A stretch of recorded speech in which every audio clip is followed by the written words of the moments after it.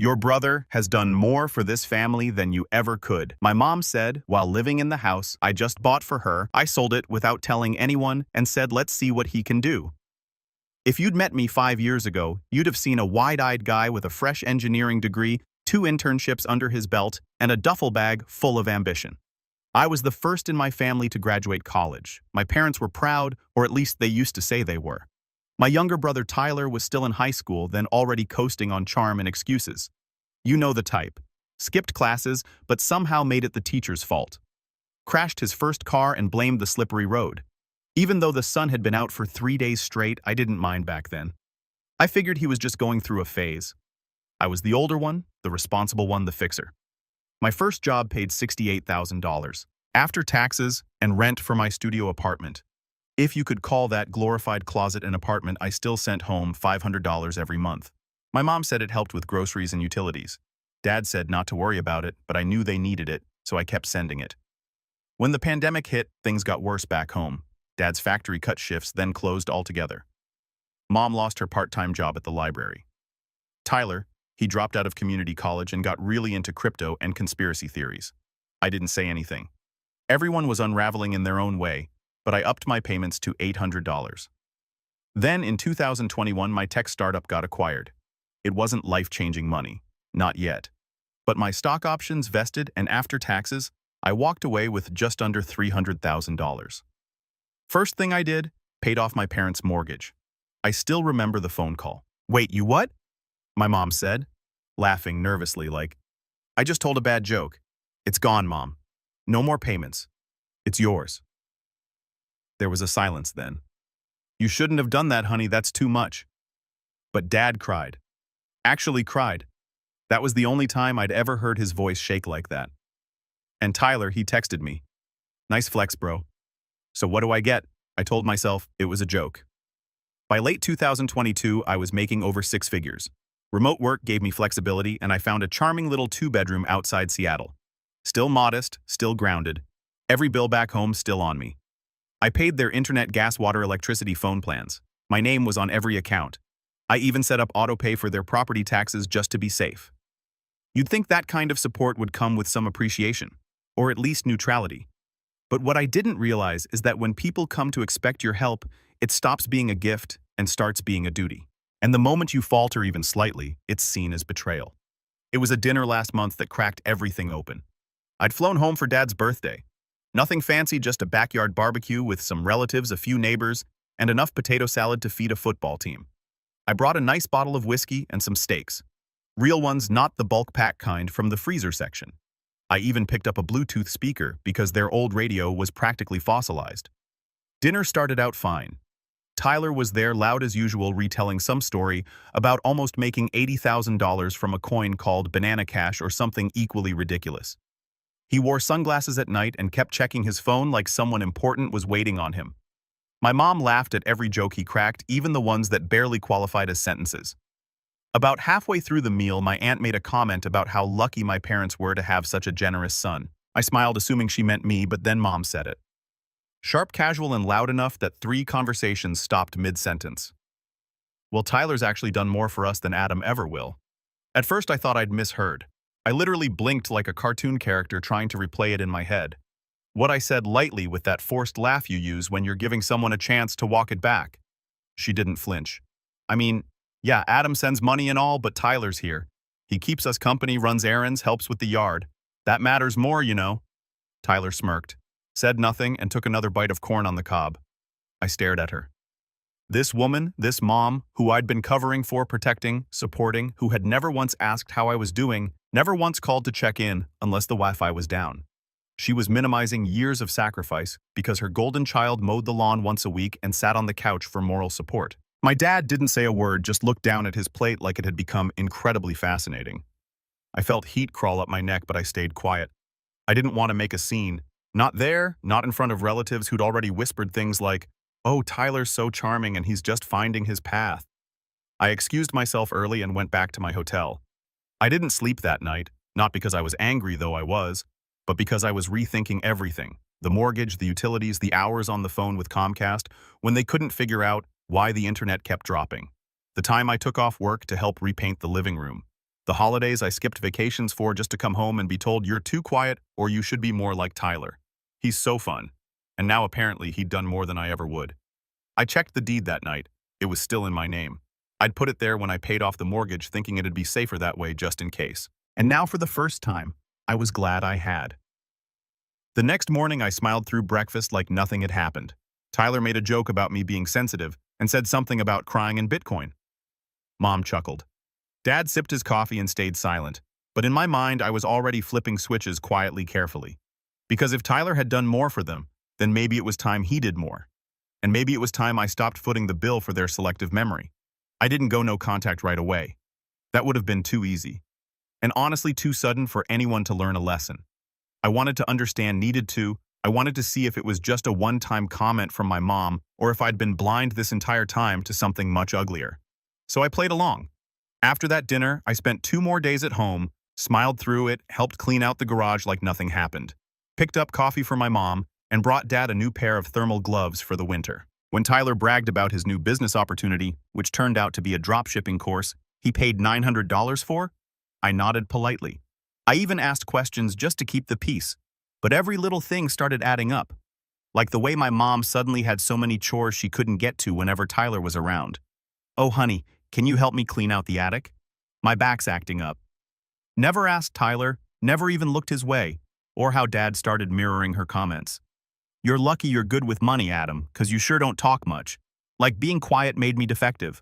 Or the kicker.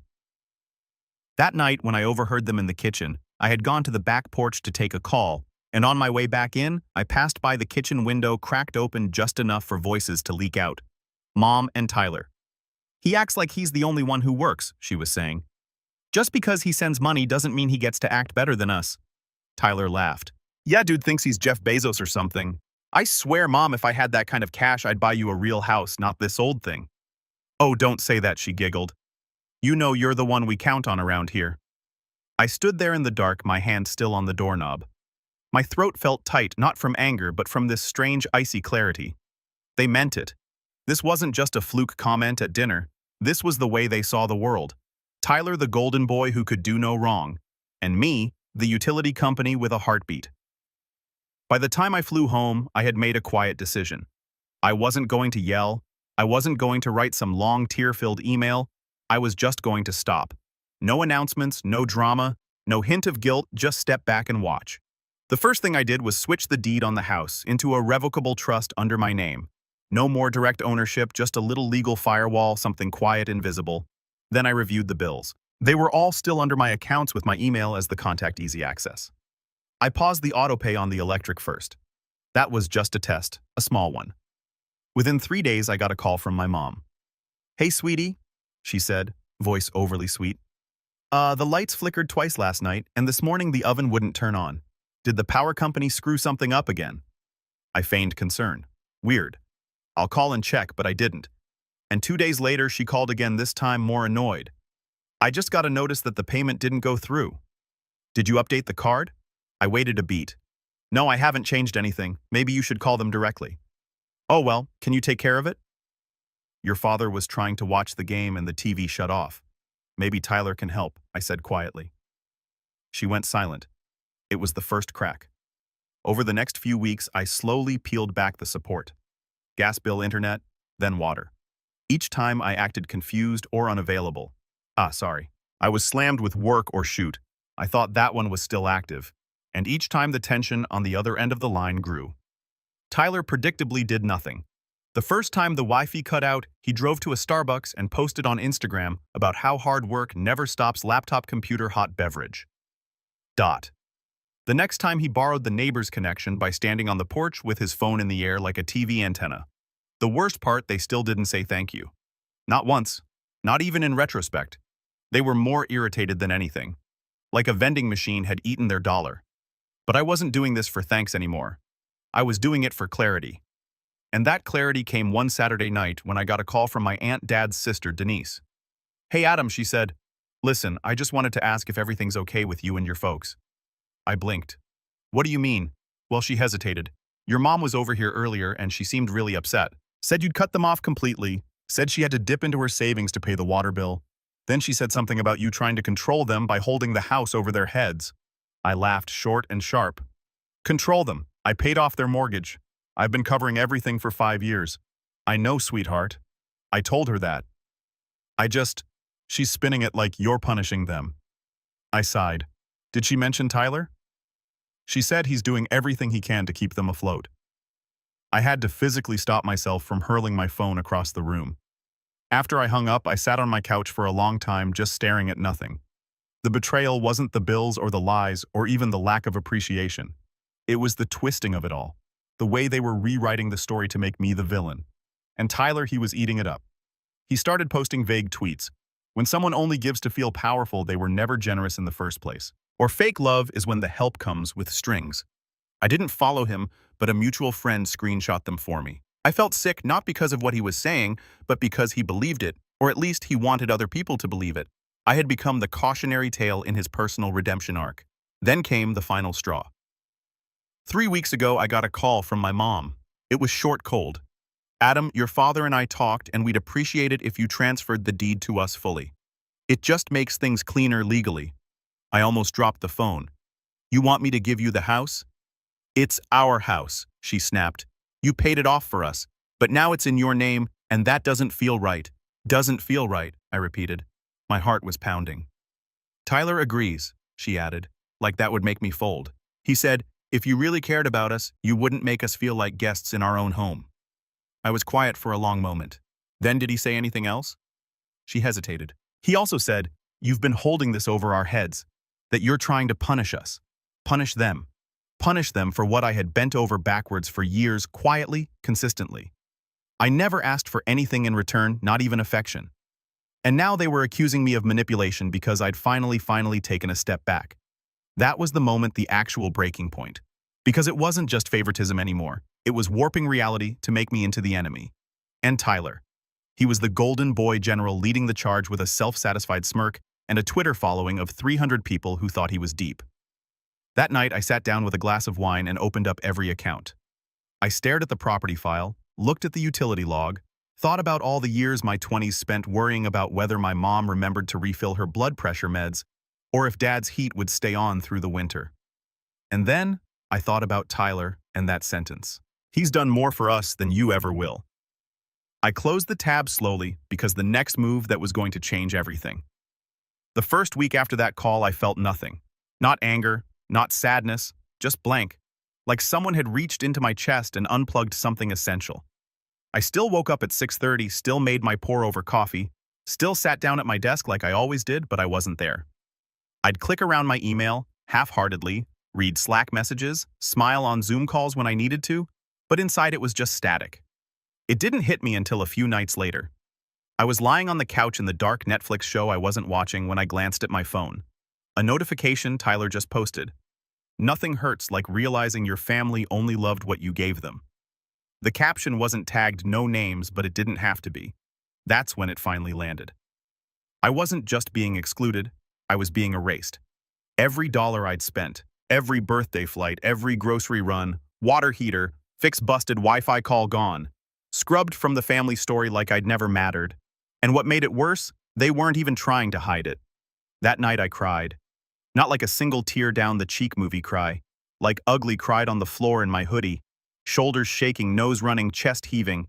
I hadn't cried like that since college. I don't even know what triggered it. Maybe it was that word family because I was starting to realize I didn't have one anymore. The next morning I called in sick for the first time in years. Told my manager I had a stomach thing. He was understanding. I think he knew it wasn't just that. Then I did something that surprised even me. I opened a blank Google Doc and wrote things I've done for them that they'll never acknowledge. The list started small. Paid off their mortgage, covered utilities for 5 years, bought mom's prescription meds every month, flew home for every holiday, bought dad's hearing aids when insurance denied the claim, helped Tyler get out of his speeding ticket, drove mom to her biopsy appointment when Tyler said he was too busy. Before I knew it, it was 3 pages long, single-spaced. I didn't write it for revenge. I wrote it because I needed to remember, because when people gaslight you long enough, you start to forget the truth. And I couldn't afford to forget mine. That list became my anchor. Every time I felt doubt creep in, like maybe I had been too controlling, too cold, too distant, I'd read it. And slowly, that static started to clear like tuning a blurry radio station until you finally hear the music underneath. Around that time, my friend Olivia invited me out for dinner. We hadn't talked much since the pandemic, but she had always been one of those low-maintenance friends who could disappear for months and pick up right where we left off. She looked at me across the table and said, "You look hollow." I laughed. "That's because I am." She didn't push, just sipped her wine and said, "Talk to me."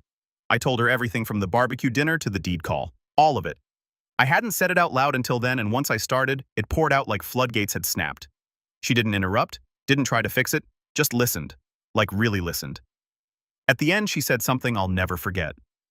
"Adam, you were trying to buy love from people who never learned how to give it." That hit harder than anything my mom ever said. It stuck with me all week because deep down I knew she was right. I'd been playing this silent game for years, trying to earn affection, earn inclusion, earn belonging, and every time I thought I'd done enough, the goalposts moved. I'd been walking a treadmill with no off switch, so I stepped off. Literally, I booked a trip. It wasn't anything fancy, just a cabin up in the San Juan Islands. Off-grid, no Wi-Fi, no reception, just pine trees, cold air, and silence. For the first time in years, I wasn't checking bill due dates or calling in prescriptions. I wasn't wondering if the furnace filter needed replacing or if Tyler had crashed another car. I just sat, read, took long walks, cooked meals slowly, like it was an art instead of a chore. And somewhere in that quiet, something started to shift. I realized I didn't miss them, not the way I thought I would. I missed the idea of them, the dream I'd built in my head, the supportive parents who bragged about me to friends, the brother who'd call me when something went right, or even when it didn't. But the real versions, the ones who took and twisted and dismissed. No, I didn't miss them at all. When I got back to Seattle, I was clearer than I'd been in years. I started making changes. First, I met with a financial advisor, not just to review my assets, but to build something for me, a real future one where I wasn't bleeding support into a black hole. She helped me set up a retirement plan, a travel fund, and even a down payment for a real house. Not the tiny apartment I'd been crammed in for 3 years. Then I called the contractor. I'd been putting off converting the second bedroom into an office/hobby space. Told myself I didn't need it, but screw that. I wanted it. Within a month, the carpet was ripped, fresh paint was up, and a big desk with a view of the city skyline sat waiting for me every morning. I also picked up woodworking. Not because I was good at it, I wasn't, but because it forced me to slow down, to measure, to focus. My first project, a coffee table with wobbly legs and too much varnish. I still keep it. Therapy came next. I had danced around the idea before, downloaded the apps, bookmarked clinics, even filled out a few get-matched forms, but I never committed. It always felt like admitting defeat. Like if I went to therapy, it meant my family had won, but it didn't. Therapy wasn't for them. It was for me. So I went weekly. Sometimes I talked. Sometimes I just sat there and tried not to cry. My therapist, a sharp, warm woman named Clara, helped me unpack years of guilt I didn't even realize I was carrying. "I think you grieve the wrong person," she said one day. "What do you mean? You keep grieving your mom. But I think you're mourning the version of her you created, not the one that actually exists." I stared at her, stunned, because she was right. The woman in my head, the one who hugged me after my college graduation and whispered, "You make us so proud." She died a long time ago. If she was ever real to begin with, the real one, she was just someone who needed someone to blame when life didn't turn out the way she wanted. And Tyler, he was the perfect scapegoat's opposite. Charming, irresponsible, full of promises he'd never deliver. They needed a villain and a hero. I'd just been cast before I knew there was a script. It took time, months, honestly, but something in me healed. I wasn't fixed. I wasn't over it, but I was stronger. I stopped checking their social media, stopped answering texts, stopped hoping. I started dating again, carefully, slowly, but with more honesty than before. I told people up front, my family situation is complicated, but I'm working on building something better. And that's what it felt like, building brick by brick. A life that wasn't about pleasing others, but finally, about me. Then came the message. Out of nowhere, a single line from my mom. "Your father is in the hospital. Call me." That was it. No context, no greeting, no warmth, just that. And as I stared at it, thumb hovering over the screen, I felt the coldness seep in. Because in that moment, I knew something had changed. Not just in them, but in me. This time I wasn't going to run back. This time I wasn't going to play savior. This time the next move was going to be mine. I didn't reply right away. In fact, I stared at that message for over 2 hours. Just sat there on my couch phone, face up on the table, watching the screen go dark and light up again. That line, "Your father is in the hospital." Call me. Burn like a brand. Not please, not we need you. Not even his condition. Just call me like I was the help. Like I was still the kid with the debit card, the backup plan, the one who always showed up. But that version of me was gone. Buried with the fake image of a family I finally stopped chasing. Still, I had questions, and a part of me, small, cautious human, wanted to know the truth. So I didn't call. I emailed. "Hey, I got your message. I'm sorry to hear he's in the hospital. I hope he's okay. Can you send me details? Diagnosis, location, visiting hours, who's with him. I'll reach out once I know more." Adam, no. Mom. No warmth, no emotional bait. She didn't reply until the next day, and when she did, it was a 3-line email with a photo attachment. He had chest pains. They kept him overnight for tests. Tyler is with him now. Tacoma General Room 432. Let me know if you're coming. The photo. Tyler standing next to Dad's hospital bed, grinning like he was in a selfie at a theme park. Dad looked, pale eyes, half-open tubes in his arm, but Tyler had tagged it. Number family first. I didn't go. Not that day. Not the next. I figured if they wanted Tyler to be the hero so badly, they could have him. I wasn't going to fight for a role I never auditioned for. But the longer I thought about it, the more it twisted in my chest, because suddenly everything clicked. All the snide comments, all the guilt-tripping, the demand for the deed, the twisting of the narrative. It wasn't just favoritism, it was positioning. They were rebranding, rewriting history. And Tyler, he wasn't just the golden boy. He was the replacement, the new loyal son, the one who stayed close, smiled for pictures, and played the part. And me, I was being slowly deleted. Like a bad draft they regretted ever publishing. That's when I knew this wasn't over. Not by a long shot. They hadn't just burned a bridge, they tried to bury me under it. And I wasn't going to let them. So I started planning. Not out of spite, not even out of vengeance really, but out of principle. Because if you let people rewrite your story without pushing back, they'll sell it to everyone as the truth. And my truth, it was time they remembered who I really was. The first step was legal.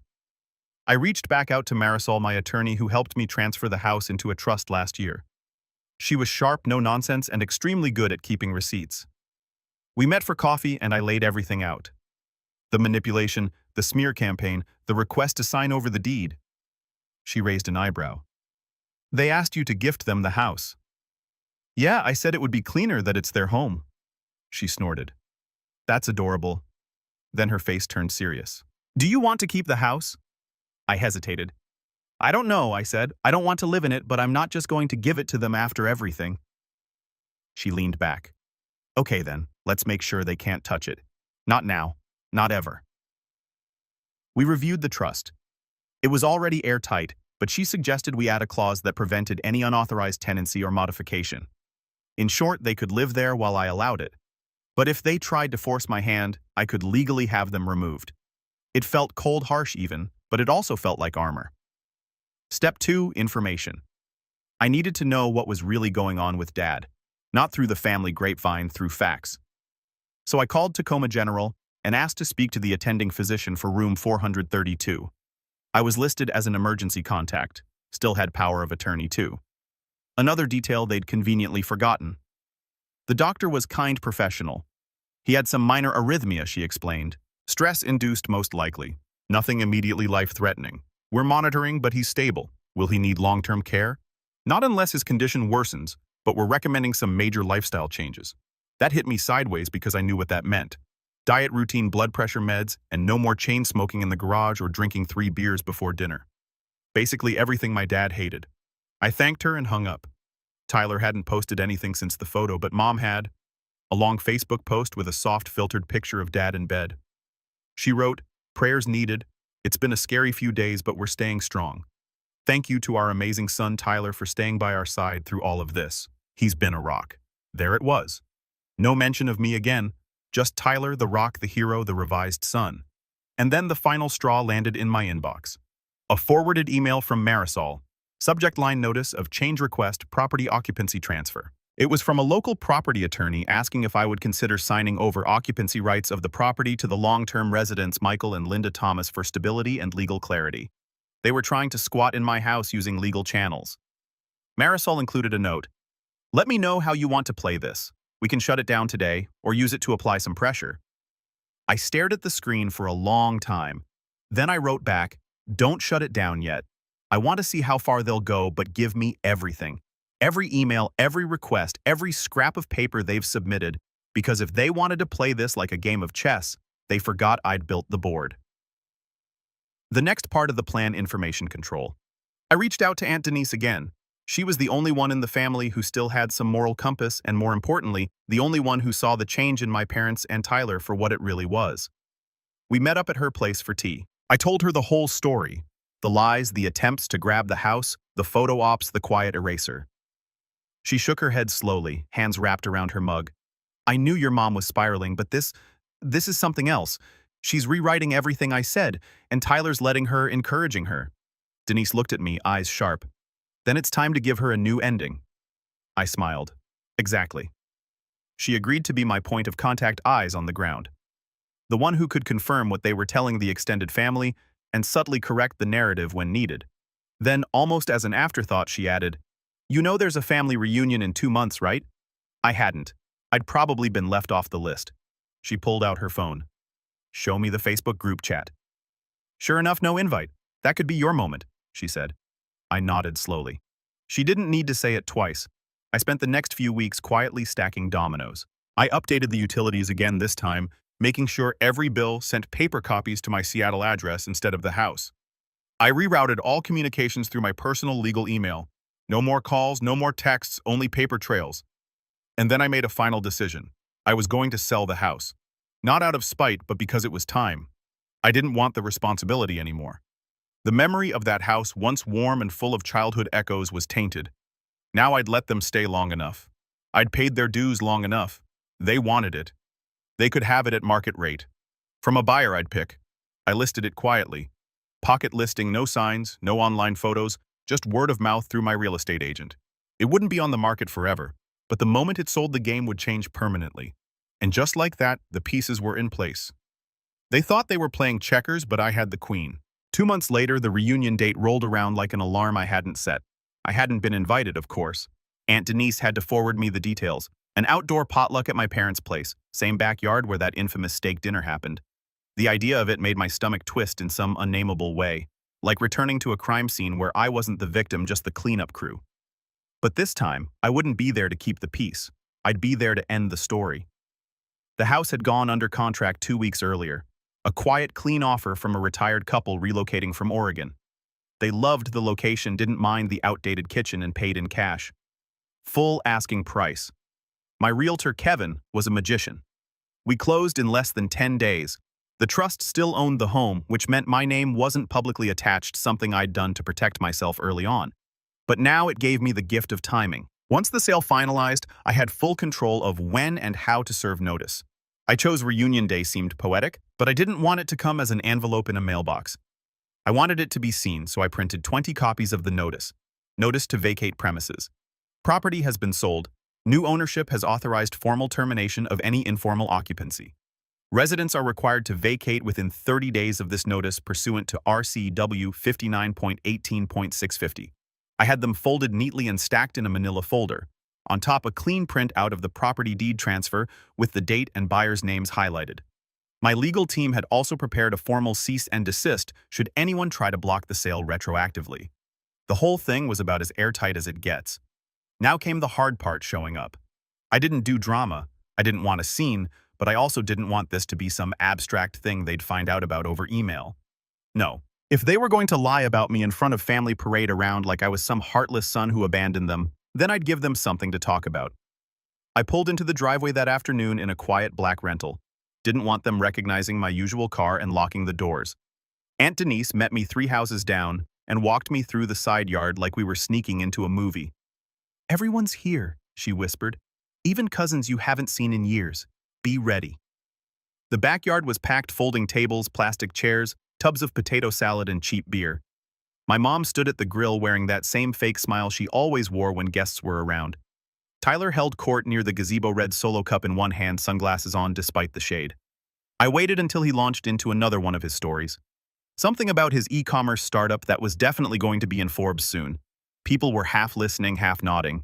My mom laughed louder than necessary like applause after a mediocre joke. That's when I stepped into the view. It took about 4 seconds for the air to change. I watched the smile on my mother's face freeze, then collapse. Tyler turned smirk already forming until he saw what I was holding. A folder, a quiet thin folder, but he knew me well enough to sense danger when I was calm. "Hey," I said loud enough for the group to hush. "Figured I'd drop by." My mom's jaw clenched. "This is a private gathering." I nodded. "Oh, I know. Don't worry, I won't stay. Just here to deliver something." I walked up to the center table, set the folder down, and opened it. I pulled out a copy of the deed and held it up like a teacher at the front of the room. "Just wanted everyone here to know," I said, voice steady, "that this house, the one we're standing in, it's been sold." Gasps, a dropped fork. Aunt Karen's eyes went wide. Tyler stepped forward. "What the heck are you talking about?" I turned to him. "You remember how you said I was trying to control the family with my money? How you and Mom said I never really gave the house to them? Well, I finally agreed with you." I turned back to the group. "I've been paying every bill on this place for 5 years. Mortgage paid off, utilities covered, insurance, taxes, water, internet, all under my name. But apparently none of that meant anything. So I decided to end the confusion." I pointed at the deed. "This house was mine legally, and now it's someone else's." My mom's voice finally broke through. "Shrill, you're doing this in front of everyone at a family gathering? You made this public the second you started telling people Tyler had done more than I ever would? You wanted to erase me, fine? Let me disappear properly?" Tyler laughed, but it cracked midway. "They can't just kick us out. That's illegal." I smiled at him. "You'd be right if you were tenants, but you're not. You've never paid rent, never signed a lease. You're guests. And guests can be asked to leave." I handed him one of the notices. "You have 30 days. People started murmuring. My cousin Jenna whispered something to her husband. Uncle Brian, always the loudmouth, stood up and said, Wait, you mean to tell us you paid for this place?" I nodded. Every cent. No one else contributed a dime. My mom looked like she wanted to scream. Instead, she went cold. "This is petty.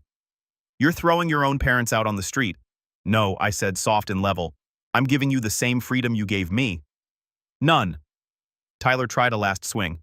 "You think this makes you look good? You just nuked your family over some Facebook posts." I tilted my head.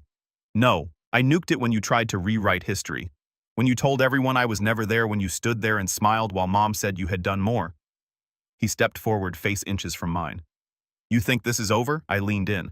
"It was over the moment you posted that selfie." I turned and left before anyone could follow. The silence behind me was thick like a church just after someone swore at the altar. I didn't look back. 3 weeks later, I got a call from Marisol. "They've moved out," she said. "Keys were left in the mailbox. Place is empty." "Any issues?" "Just a few passive-aggressive notes, but no damage. The buyers are happy." I nodded, even though she couldn't see me. "Good." And that was that. I never got a thank you. Never got a call. Just a few indirect jabs from relatives who didn't understand why I had to make it so public. But the ones who mattered, the ones who knew what really happened, they sent quiet messages of support. I had no idea. Good for you. About time someone called them out. I moved to a new place shortly after. A real house this time. Mine. No shared walls, no memories baked into the paint. I filled it slowly. Bought furniture I actually liked. Learned to cook more than just eggs and rice. And for the first time, when I sat in my living room with the windows open and the breeze slipping through the curtains, I felt light. Not victorious, not smug, just free. Because the best revenge isn't anger, it's peace. And peace is finally knowing you were never the problem. You were the solution they never deserved.